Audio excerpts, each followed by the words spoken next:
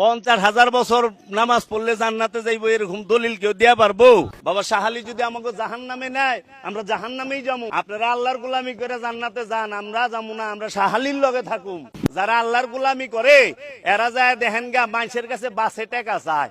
নামাজি জান্নাতে যাইবো না, পবিত্র নব জান্নাতে যাইবো। আমরা উসিলা ছাড়া কোনো কিছু বিশ্বাস করি না। আমরা চামু বাবা শাহালির কাছে, শাহালি আমাকে উসিলা, বাবা শাহালি আমাকে উসিলা। বাবা শাহালি যদি আমাকে জাহান্নামে নেয়, আমরা জাহান্নামেই যাবো।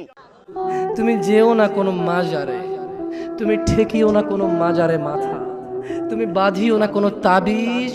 কোরআনের নামে অজু ছাড়া কোরআনকে তুমি এখানে ঝুলায়ও না। তুমি মহিলাদের মাসিক অবস্থায় কোরআনকে ঝুলায়ও না। কোরআনুল কারীম এই তুচ্ছ কাজের জন্য আসেনি। শিফাউল লিল মুমিন।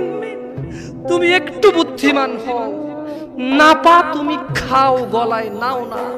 কোরআন তুমি পড়ো না, গলায় নাও। তুমি একটু বুদ্ধিমান হও, তুমি একটু বুদ্ধিমান হও মুমিন।